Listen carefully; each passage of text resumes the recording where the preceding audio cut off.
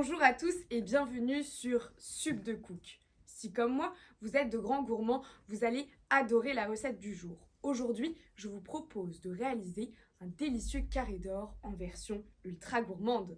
Pour réaliser cette recette, vous aurez besoin d'un plateau de jeu, de 3 à 5 pions en fonction du nombre de joueurs que vous êtes, d'un dé en bois, de 3 différentes cartes, trésor, défi et questions, un sachet de carré de chocolat, les tablettes de chocolat vides et des éléments de décor. Avant de commencer, laissez-moi vous donner les éléments indispensables à la réussite de votre recette. Il vous faudrait être le plus stratégique possible pour réussir à compléter votre tablette de chocolat monochrome avant les autres. Débutons la recette. Nous commençons par installer le plateau, puis nous allons distribuer les tablettes de chocolat vides à chacun des joueurs.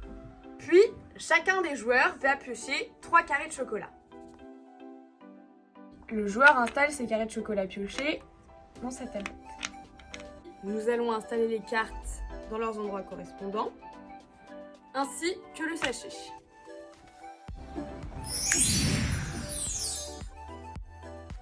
Une fois le plateau installé, chacun des joueurs tire une carte trésor. La partie peut enfin commencer. Chacun des joueurs lancera le dé et celui qui obtiendra le plus grand nombre débutera la partie. Le joueur peut également tomber sur une case défi. Dans ce cas-là, il choisit un des autres joueurs pour être son adversaire. Celui qui répond le premier à la question posée remporte le carré de chocolat. Le joueur peut également tomber sur la case trésor. Cette case peut donner des avantages comme des inconvénients. Alors attention, car à tout moment, elle peut bouleverser la tendance du jeu. La dernière case est la case prison. Si le joueur tombe par mégarde dessus, il est soumis à une question. S'il répond juste, il peut sortir dès le prochain tour et jouer. Dans le cas contraire, il peut décider de donner un de ses carrés de chocolat en échange de sa liberté, soit d'attendre encore 2 tours.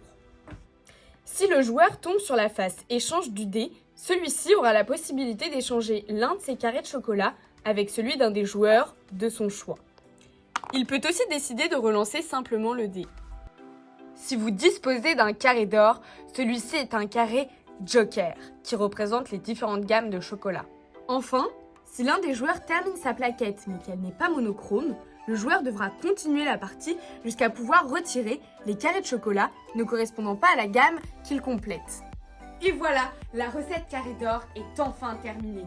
Gourmandes et gourmands, jusqu'où irez-vous pour compléter votre tablette Côte d'Or ?